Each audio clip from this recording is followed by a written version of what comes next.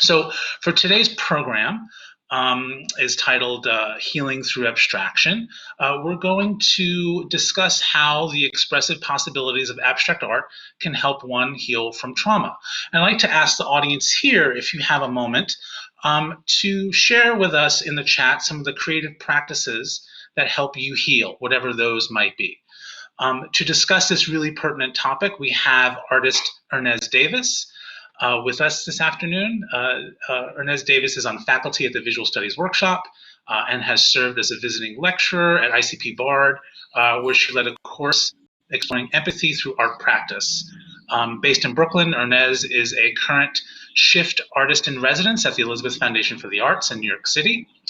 She has shown her work throughout the US, and a photogram from her current series, A Womb of My Own, Mistakes Were Made in Development, is now on view at Transformer Station as part of the current exhibition, One Unique Photo-Based Images. And down below, there's a link to that exhibition so you can get a ticket to go see it.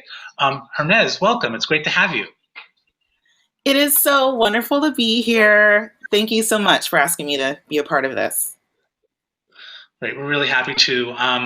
We'll talk a little bit about how Hernease and I know each other or met a little bit further in.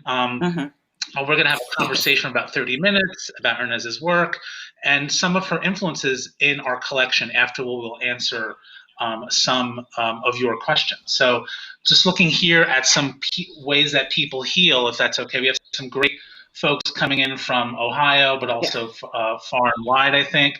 Someone said yoga, anything spiritual, including religion and art. I think that's a nice way of thinking about art as a religious, as sort of its own religion in some ways. Someone says prayer. So yeah, feel free to keep it coming. It's always nice to sort of see how people, cope, if that's the right word. We're gonna start by looking at some works from this series, A Womb of One's Own, Mistakes Were Made in Development. And you started this series, and we're looking for all of your works right now, but you started this in 2015 with, I think, the work that we're looking at now, Charleston. So Hernease, could you tell us how this series of work began, and could you explain a little bit of your process? Yes. So, and I didn't catch it until now, because the title is A Womb of My Own, Mistakes Were Made in Development.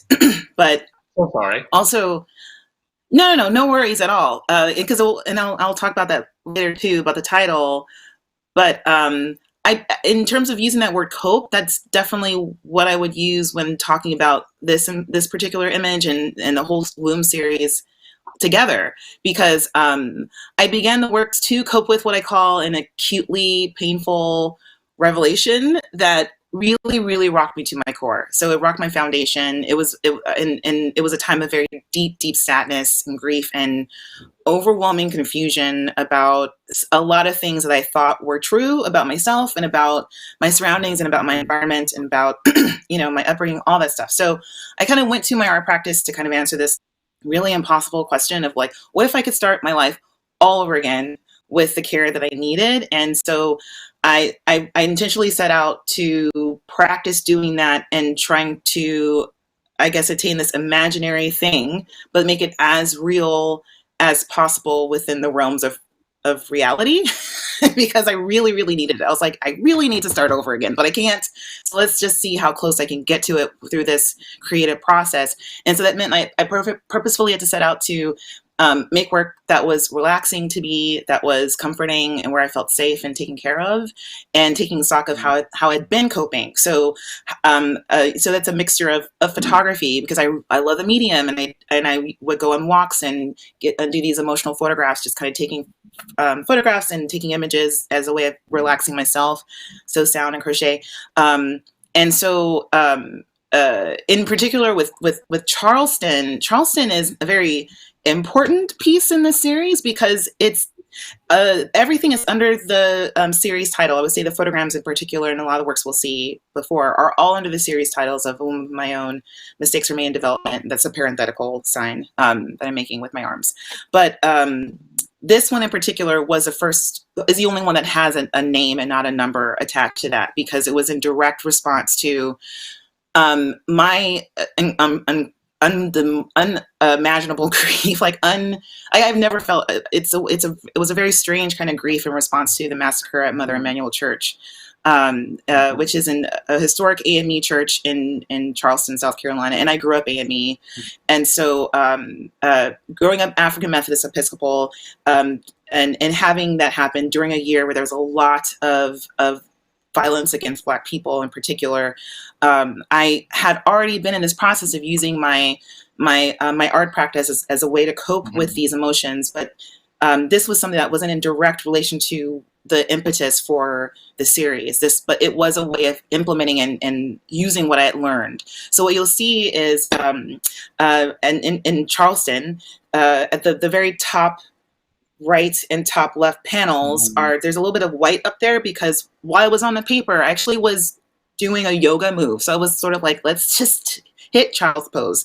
And I actually, towards the end of my time on the paper, just felt this uncontrollable sense of rage and just grabbed the ends of the paper, which is how I was feeling at the moment. And so I just clenched my fists at the very top. And so it's sort of what you'll see, a lot of the indentations, or a little bit of the, I would say, abstraction of the hand, is because I was actually gripping the paper when I exposed the paper. So, yeah, I think, no, thank you. It's really good to sort of hear like your journey towards this series, right? And maybe that's where my next sort of question comes in. And maybe we could look at number 9 while I'm asking this. But so before, you were taking these emotional photographs before using a camera. So using a process that, using the apparatus and taking photographs of things elsewhere, people's places, I imagine, right, or whatever. What made you turn to the photogram process, right, which is really different? And could you sort of explain it a little bit to people, and why also the grid of paper? Yeah, so photograms are, just to talk technically about how you make a photogram.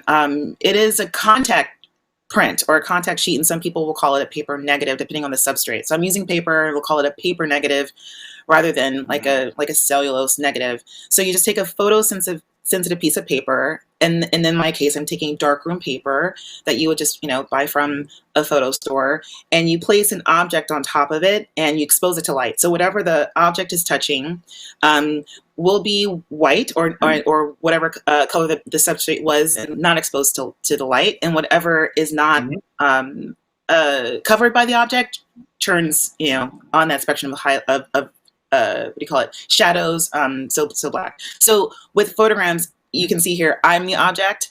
I make these in complete darkness. So in order to make this and to maintain the integrity of the paper until I'm ready to expose it, I have to black out my living room, and I make these flat on the floor of my living spaces. And I spend up to an hour. I think I've spent over an hour sometimes on the paper. And then when I'm ready, then I expose it to light. And so, I departed from using a camera simply because I really wanted, again, it was another irrational thought, where I wanted to squeeze myself into a camera, like thinking of a camera as a place where I could just sort of burrow into, but thinking mostly more about the medium as being something that was just, I wish that the medium could engulf me and comfort me in a way. I think that's sort of what I was going for. And photograms, in thinking of this, a way of trying to make it as real in the confines of reality and what I could do, photograms was the closest I could get to that. So I could lay directly on top of the paper. Even feeling it on my skin was very comforting. And it allowed me to move around and do whatever I wanted to do in a space that was large enough for my body to just essentially all parts of me were on the paper. So there are some dimensional parameters, but it essentially all had to be me sized. But photograms allowed me a way of being instinctual and relinquishing a lot of the control. So I can control the aperture, control the shutter speed, can control the focal length. That those were just things I didn't really have to worry about.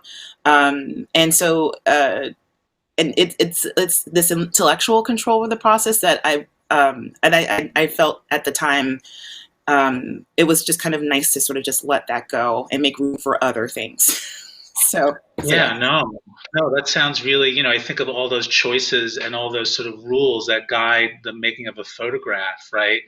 And it's sort of this, like, really sort of throws all of those away, though you do have a set of other parameters to think about. So maybe should yeah, we look at the next two works in the series? There's yeah, number yeah. So 9, number. which we'll look at here. Um, Uh-huh. and then I'm noticing that, and then maybe we'll go to number 11, and we can always jump between these two, is that we see Uh-huh. your body here in number 9, but then when we go to number 11 next, you'll begin to see, right, that sort of, you really begin to disturb the sort of legibility of the image, and then really Uh-huh. by disturbing the grid more, like what led you to that choice? How did you arrive at that? Yeah, so I would say that what's been happening is so I'm constantly asking myself as a way of making this womb and making this psychological space of a way of coping and dealing and being emotionally invested in myself and using this work to work on my emotional life, my emotional brain. I constantly am asking myself questions that I think are normal for people, but in terms of dealing with trauma and where my trauma comes from, asking, how are you feeling? Are you okay? Do you want to do this? What do you want to do next? What do you enjoy about this? Those are questions that I had to consciously and purposefully imbue in every step of the process. And what had been happening is that I started lingering on the parts of the development, so prolonging the development time in the darkroom, and also asking myself about even this grid. Like, why do you have to keep this grid? Do you enjoy? Because the process of making these is very intense. It takes hours. And it got to a point, I'm like, do you want to spend 3 hours setting this up on the floor? Is this enjoyable to you? And it was at a point. It was. It's like, this is new. It's fascinating. But then it got tedious. And I was like, well, Yeah, so then if you don't like this part of it, then what can you let go? And letting yeah. go meant I have to think about, why is this shape so important to you? What would happen if you actually just you set out the paper, you laid down on it, you moved around as much as you wanted, and then that was just that. Mhm. So number 9, you'll see my body is a little, I don't know, use the word abstracted, but truncated or just kind of shifted in spaces. Like Yeah, the the form my proportions body are a little takes is, odd. yes, you look at the leg and where my arm is or my hand, you can't, it's just not continuous. And so that was sort of a compromise with myself where I was like, okay, great. I'm not going to intensely lay this out and make sure that the grid is perfect and that when I develop it and put it in this grid, that the form is continuous. But when I built on the wall, I went back to the grid. And so number 11, the next slide, is where I was like, you're going to do it and just see how it feels. And it took a really long time to recreate this piece. And I've mentioned before, I'm still working on this because there are questions that I still have, because there are parts of the panels that you can't see that I love. There are portions there that are so strange and wonderful and kind of bent. And a friend asked me, like, well, why don't you show that? And I was like, oh, why don't I show that? Like, I do. So it's sort of, this is sort of just a transition in this reflection and being very present with my decision makings and relinquishing control, in a way of also dealing with my emotional state and trying to be as honest with it as possible. So Yeah, no, it's really makes a lot of sense, because when you lay that grid down and your body goes on top of it, I imagine it goes where it does, right? And so, like, kind of maybe all over not the being place. concerned, right, about that, but concerned Yeah. about more about your own feeling, right, and how you feel Mm-hmm. in that space, right? Not let all these Yes. other structures dictate all that.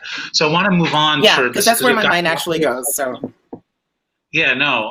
yeah, go ahead. We want to move on to your first solo exhibition, I think, which was at the Visual Studies Workshop in 2018, where actually you met. I Okay. was at the Yes. opening for the show, which was a lot of fun. And Mm-hmm. VSW, if anyone doesn't know it, Visual Studies Workshop is a school, exhibition space, residency, bookstore in Rochester, New York. focused on photo, bookmaking, and film, among other things. And here's an installation shot. Could you kind of quickly explain the elements that we see here? I think we see some of the works that we've already just seen, as well as some other things. There's also a sound component. Could you take us quickly through the show?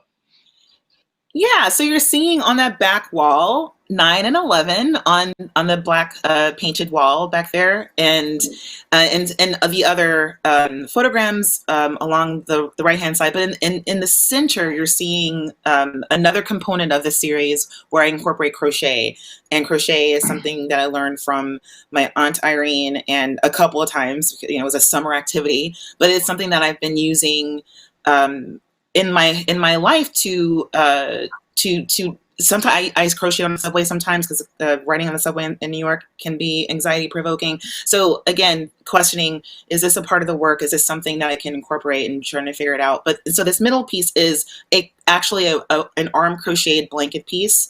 And the way I work with my blankets is I crochet the foundation chain while singing a song that I sing actually on a daily basis, sometimes to maintain sanity. I tend to sing a lot of Bjork songs. So this is a Bjork song. This is Anchor Song, and it's on repeat. There's 7 in this image. And during this exhibition, I gave a lecture where I finished the 8th piece, and they're all Anchor songs. So they're the width of Anchor songs, and then I add to the blanket until it's my height. So it's also like a kind of a self-portrait. But it's a space that you can enter into. And on the left-hand side, where it's off the image, but there's also a table where I laid other pieces flat and put blankets and pillows underneath the table where people could lay down. There's also the sound piece that's coming into that's installed in the top of that blanket piece, but you can hear it throughout the gallery. And those are called hums. They have really nothing, I would say, technically to do with it's still sound, but it's not related to the song of the blankets. But it's my voice laid on top of each other around a chord or note that I've chosen that I love. And I have my own esoteric reasons for why I choose these chords and these sounds, or these notes, I'll say. And so what you're going to hear is, this is F sharp major. So it's just my voice. And every tone I make is an exhalation, a complete exhale. So it's even if you don't hear sound or tone, I'm just exhaling the whole time.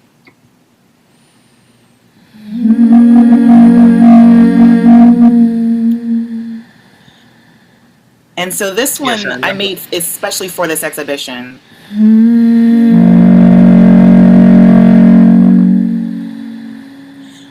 And so I'll rotate around that chord. It'll take some time, but it's just a rotation of chords around. And this one is F sharp major, or I would say F sharp is the note that it'll start to rotate around slowly. And I base it off of sounds that I need. And I made a very early hum piece at a time where I was having anxiety about leaving my apartment. And so even before these pieces began, I've known that music is very important to me. It's a very textural thing for me. I'm very sensitive to sounds, and these are incorporated because, and there are things that I compose based off of what I need to hear next. So, if that makes sense. No, thank you. And you talk about the process of making the photograms. A lot about is sort of like kind of giving up, control. And we have a wonderful comment. We maybe can get this later, but Anouk says choosing to relinquish control is much different than losing control, which is what happens in trauma, which I think is an interesting thing that maybe we can reflect on later. Yeah. But I really like that comment. Yeah.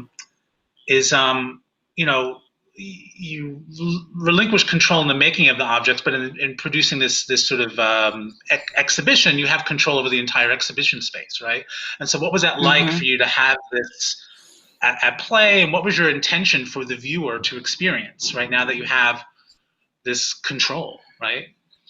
Yeah. I really love that comment, because I'll say that in terms of how I conceive these exhibitions is I try to translate my main purpose is to translate a solitary experience that I'm having with myself because it's a personal and I call it internal empathic process. It really is because I'm and so my main concern is to make it as soothing and as open and as restful as possible.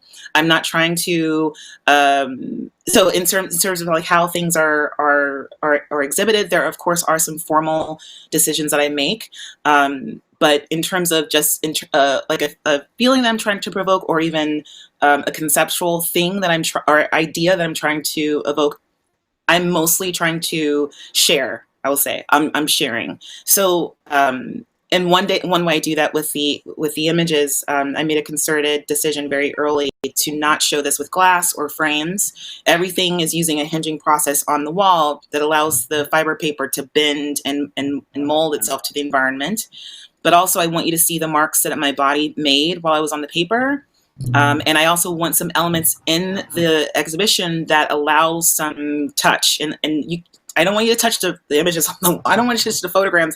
But for instance, that centerpiece, you can go inside and touch the fibers, or you can lay down just a little bit of vulnerability and what I'm trying to do with myself, and translate that with how I share the works.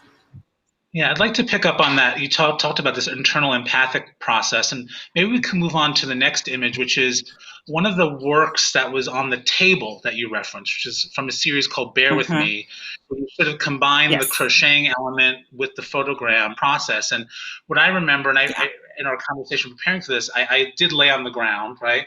And what we talked about, there's right, you were laying on these. I was laying on the ground on a pillow, and then these were these photographic papers you were also laying on, much like a pillow as well, which I thought was kind of nice.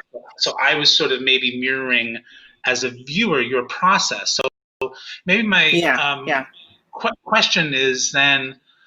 You talked about this internal empathic process. I feel like there's also an element of care that's brought in, that the sort of viewer is also cared for in a way. Is that like, I mean, is that intentional upon you, or is that just sort of like the result of us seeing this internal empathic process? I think it's a result of you seeing it. Yeah, it makes total sense, because I thought about it because I'm like, there's certain things that I just can't help doing, because that's how I developed. So, and also thinking about that comment about control and losing control and trauma, I had to become incredibly empathic externally in order to understand my environment. So it's sort of this thing that I have that's, people are using that word a lot lately, but for me, I always thought about empathy as being something quite negative, because I had to develop it in response to chaos, and that was how I survived. And so it's like, unfortunately, I'm overly empathic, and unfortunately, it's at a detriment to myself and my inner emotional life. But I also think there is a way of getting around to caring for others that centers myself first. So if it feels empathic, that's great, but it's not because I'm centering the viewer's experience. I'm doing that I'm centering myself, and then I'm trying to share this, and the hope is that you also feel cared for, but it really is sort of the last thing that I'm thinking about. I mostly think I'm consciously centering myself and sharing that with the viewer. So, and maybe I'll just, maybe that's the best way to be sort of an empathic person to your viewer, right? Is to first give it to your, give it to yourself, right? Center yourself first. I want to move on to your new series, which is called New Love. And right now we're going to show you everyone New Love number 2, in which you're exploring the cyanotype process, which is a bit different. And if you could sort of, and we also have a detail of this one, and also another work in the series, number 7, that I think shows this sort of process. Why were you drawn to cyanotypes? And can you explain this sort of, this process and what sort of new challenges it brought you? Yeah, so cyanotypes have been something I've been trying to work into my womb series for a while and just couldn't conceptually put it together. I would say intellectually, I couldn't fit it in until I was given a chance at a residency that I had before my shift residency to just try it and not think about, again, intellectually and analyzing it. This was not an emotionally driven decision to keep it out. But to think about, this is something you want to do, so let's just try it. And I wanted to do that because making cyanotypes is the way I do it. I want to use the sun. It's also in terms of how you make these pieces. They're UV light activated processes. So you can use artificial light or you can use the actual sun. And I prefer the sun because the results are much better. You get this this wonderful blue color that's activated there, but also as an excuse to lay outside. And the nature of these prints, depending on the strength of the sun, you could need a 10-minute exposure. And I always do 20-minute exposures just to kind of, be sure that I get something. And so then it's a long exposure time, and sometimes I'll doze off. Usually I take a nap when I'm making these cyanotype pieces. And before I was making cyanotype pillows, would lay on those. 20 minutes later, my timer goes off and I wake up. and so I approach these canvas pieces the same way I approach my photograms as photographic spaces to lay down on and to, but a bit differently because I prefer right now to lay still. We'll see how that changes. And also just like this, the photograms, the reason why that they're grids is because at the time all I had was 16 by 20 paper. And I just needed to lay out them in a configuration that was large enough for my body. And then for these canvas pieces, and I also have linen and silk now, but I had canvas in the house, and I'm like, let's treat the canvas and just see how this works out.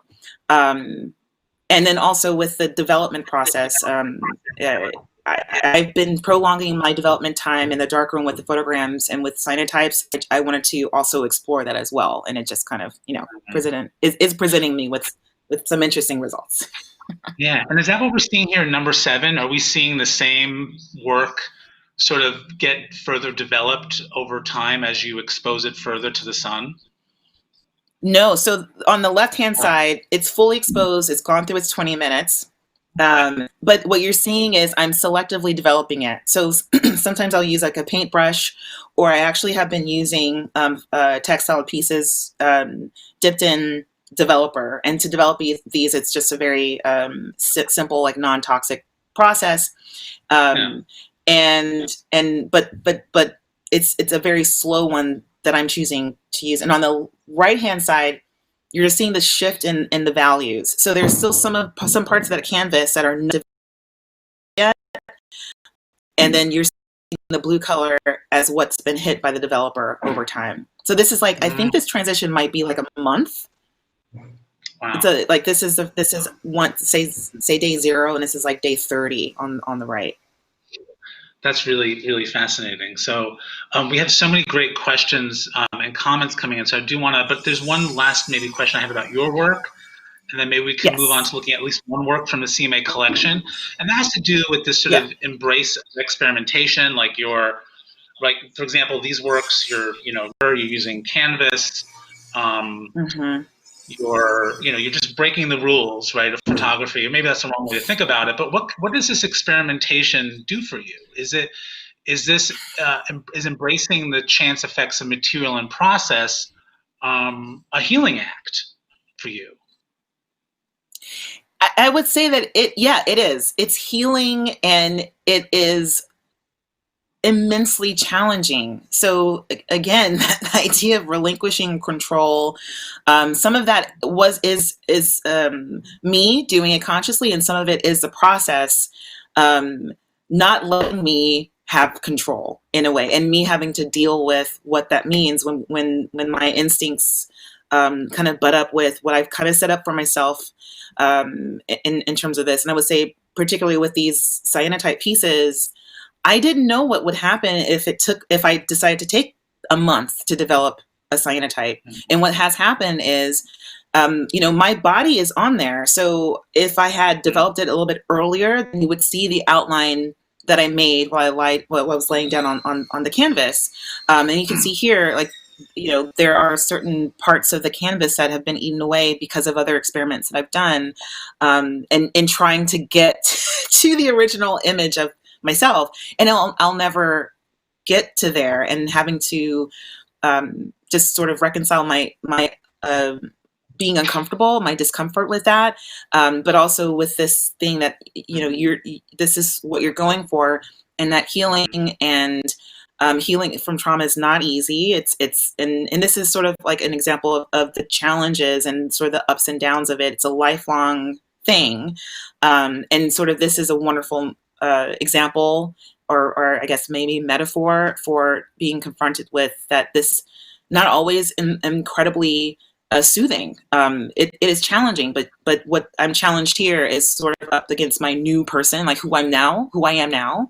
Instead of chucking these canvases away and being mad at myself and negative talking myself about the things that I've done to create this problem, I'm just like, okay, so all right, this is interesting. The image is gone. So what do we do now? What do you do now? What do you want to do next? So yeah.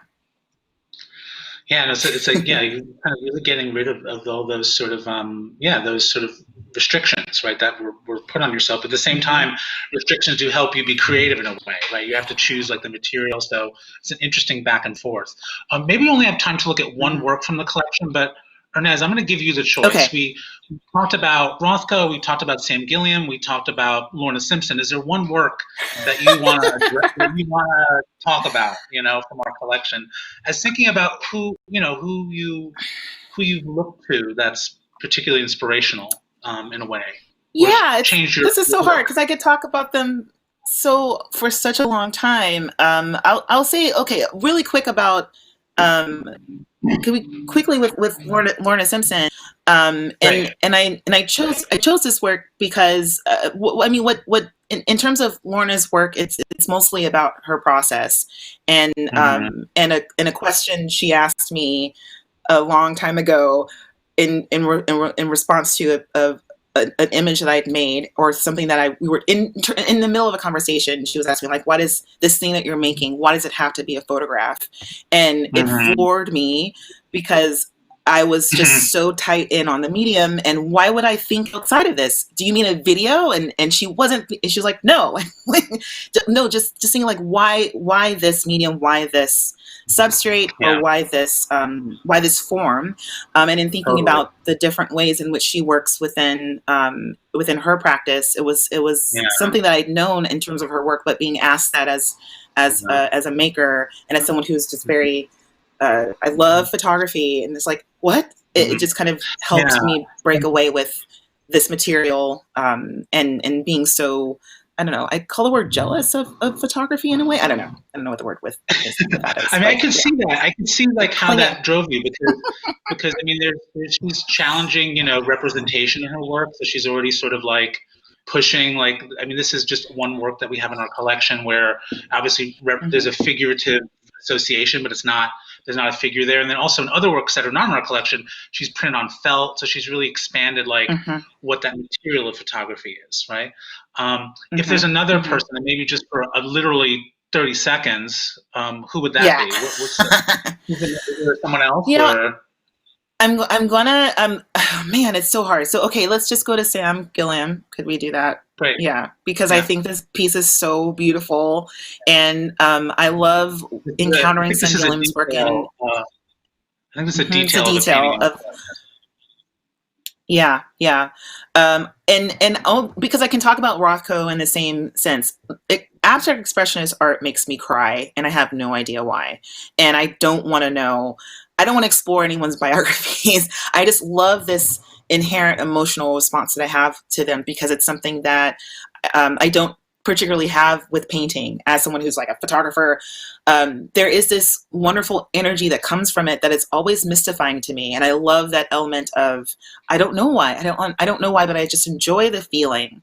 And with Sam Gilliam's work, especially with this piece and the large canvas pieces in real life, they're mesmerizing, and there are parts of it that are very vulnerable. I feel like these are vulnerable pieces, and also especially with how he folds his canvases, are very withholding and private pieces as well.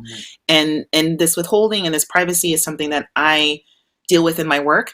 And thinking about the Rothko, the gestures are something that there's this process oriented energy that I can very much relate to in making and what I enjoy about making my works as well.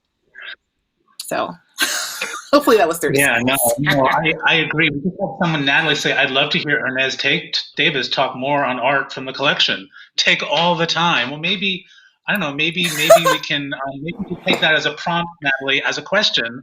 And like, what is it that, like, what is it that is particularly inspirational to you, to maybe Rothko in particular, and maybe have your experiences with his work in particular helped you make your work? Yes, yeah, and it is really, again, like kind of abstract in the emotional sense, I'll say, because to be able to encounter a piece like that, and it's not all Rothko's. I'll just say that. Like, I've been to the Rothko house or the Rothko temple, Rothko church, I think, in Houston. The Rothko chapel. Yeah, it's a very different experience. I'm just like, this is the context is important as well. But to be affected that way, it's sort of how I'm affected by music, and I don't think I've been affected that way with much photography either, and so then I know that it's possible, and also I know that I have the capacity for that type of emotional response to things, and for me that's something that's very important as someone who is like, I have a hard time with my emotions because of the trauma that I'm trying to heal from. Like, emotions is like a second language to me, so. It's something that I kind of hold as not like a goal, but just like, a marker of hope that this is a way that I can feel, and this is an affinity that I have, and so it's sort of in that sense. And I would say that with a lot of the Rothkos, there's something about the monotony, and I don't know the process, and I'm not really, I'm not a painter, but my imagination is just this very almost like religious back and forth, a very like a relentless, something that you really need to do, that there's something about this this direction, and it's just kind of feels like something that's very deliberate and almost kind of religious in the practice, I would say. Yeah, I could see how it could give you license to sort of then go there in your own sort of practice in a way, right? To sort of really be gutsy. And the Gilliam makes sense in terms of the questioning in my mind of what counts as a painting. For him, for you, it's like what counts as a photograph, right? Or just pushing the materials so much. But Ernest, should we turn to some questions maybe? Please, out there, please keep the questions going. Maybe we can get this. I know have like 5 minutes left, but maybe we can, go a few minutes longer. Ruth Ann Carlson, well, Joanne Havala and actually Ruth Ann Carlson, I'll maybe combine their questions, but I think their questions are in regard to the womb series. So maybe we could, look at one of those images if that's okay, Sean. But Joanne asked, how many of these did you make in this pose, that is? And maybe Joanne's referring to the first one, Charleston, but I think we got a sense there's a variety of poses. And then Ruth Ann Carlson asks, she refers to womb. Is the womb her in the image?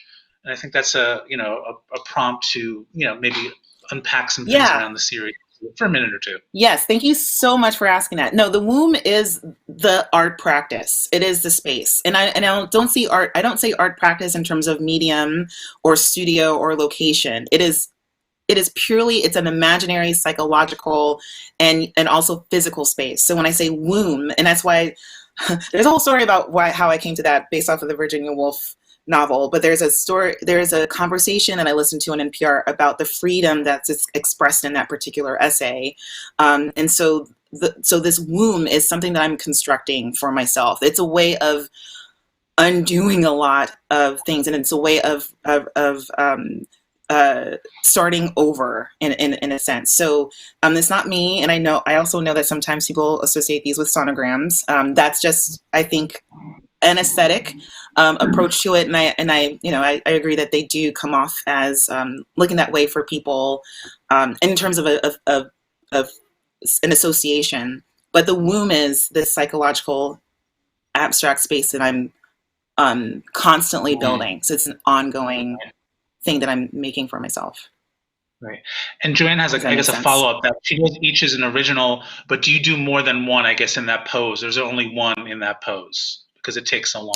Oh yeah, yeah. Because it's just, yeah, it's just I only make one, and also you can just make. Yeah, I have never made more than one because it is a very intense process to set up and to make. Yeah. Yeah. Natalie asks, could you talk a little bit more about the relationship between care and control in your work? And maybe also about the life your work has in the art world. Let's see. The care and control. Yeah, yeah. I think I got thrown off by Natalie. I think I know. I think I know this, Natalie. If it is Natalie, like, Natalie always asks amazing and really tough questions.